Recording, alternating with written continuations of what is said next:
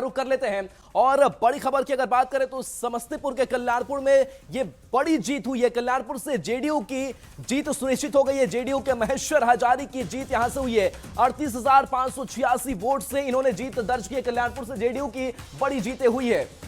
बिल्कुल, और ये बड़ी सीट और ये बड़ी यहाँ पर सबकी नजर इसलिए थी क्योंकि महेश्वर हजारी यहाँ से चुनाव लड़ रहे थे और देखिए 38,586 वोट से जीत उन्होंने दर्ज की है। लंबे मार्जिन से जीत दर्ज की है राहुल इन्होंने। और देखिए सीपीआईएमएल के रंजीत कुमार की भी जो खबर अपडेट सामने आ रही है, समस्तीपुर के कल्याणपुर में ये जीत दर्ज की गई है। तो सबसे तेज सबसे सटीक नतीजे आप तक पहुंचा रहे हैं और कल्याणपुर से भी जेडीयू की जीत की खबर सामने आ रही है। तो देखिए जेडीयू ने एक बड़ा कह सकते हैं कि मार्जिन से इन आंकड़ों को तय किया है और 38,586 वोट यानी कि बंपर मार्जिन होता है और इससे जीत जेडीयू का होना और सीपीआईएमएल के रंजीत कुमार राम की यहां इस सीट पर हार हुई है। तो देखिए जो 43 सीटें 2020 के विधानसभा चुनाव में जेडीयू ने जीता था, उस आंकड़े को उन्होंने बढ़ाया है और इस बार उन्होंने बताया कि नीतीश कुमार की जो क्रेडिबिलिटी है, जो उनके काम करने का तरीका है या फिर जो उन्होंने काम किया है, उस पर भरोसा बिहार की जनता ने जताया है। और देखिए ये आंकड़ा कहीं ना कहीं कह सकते हैं कि 2010 के करीब जो जेडीयू लेकर के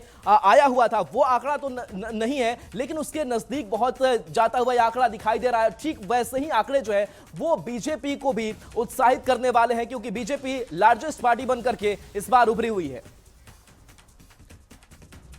बिल्कुल, तो देखिए लगातार आपको ये बड़ा अपडेट हम आपको बता रहे हैं और साथ ही साथ विधानसभा सीट पर क्या हाल चल रहा है वो बता रहे हैं। कदवा से देखिए, कदवा से जेडीयू के प्रत्याशी जीत चुके हैं। जेडीयू प्रत्याशी दुलाल चंद गोस्वामी ने यहां से जीत दर्ज की है और कांग्रेस के शकील अहमद को हरा दिया है। राहुल, ये चौंकाने वाला जरूर है।